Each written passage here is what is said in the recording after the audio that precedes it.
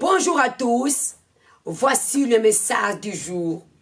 Dans Genèse chapitre 12, nous allons méditer quelle est la révélation de Dieu dans notre vie. Il y a eu une famine dans le pays. Abraham est descendu en Égypte pour séjourner, car la famine était grande dans le pays.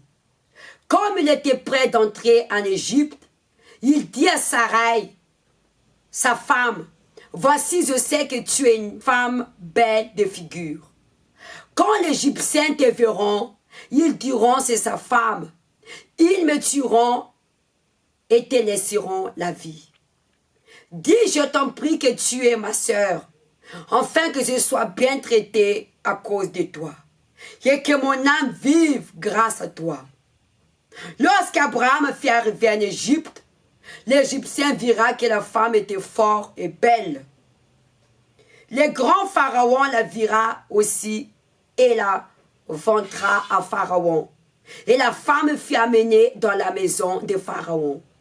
Il traita bien Abraham à cause d'elle.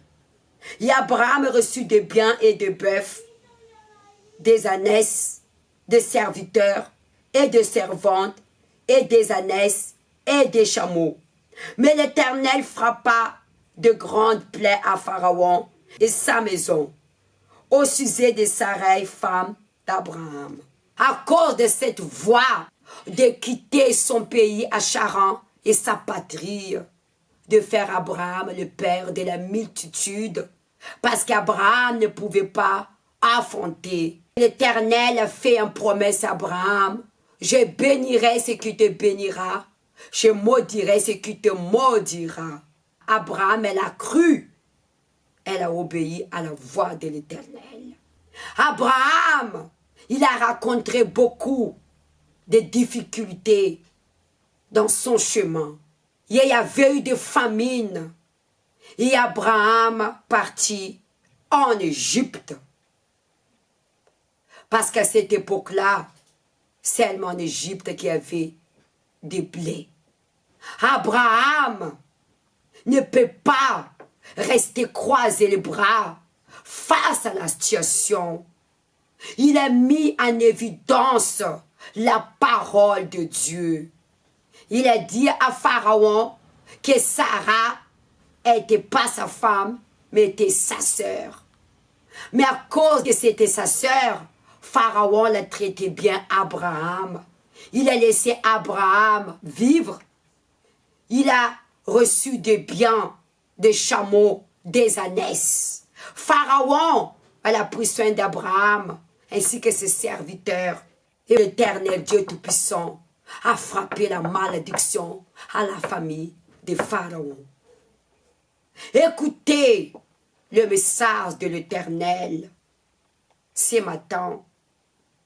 Les épreuves que nous traversons, c'est pour que nous mettons sa parole en évidence, dans le sens que nous devons mettre notre dépendance en Dieu, en mettant confiance en lui.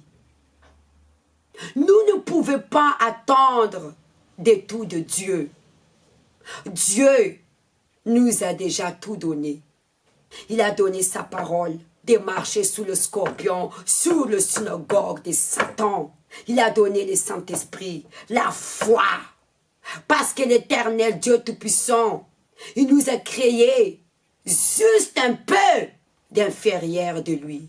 La solution, elle se trouve en nous. Parfois, nous attendons que l'Éternel fasse à tout à notre place.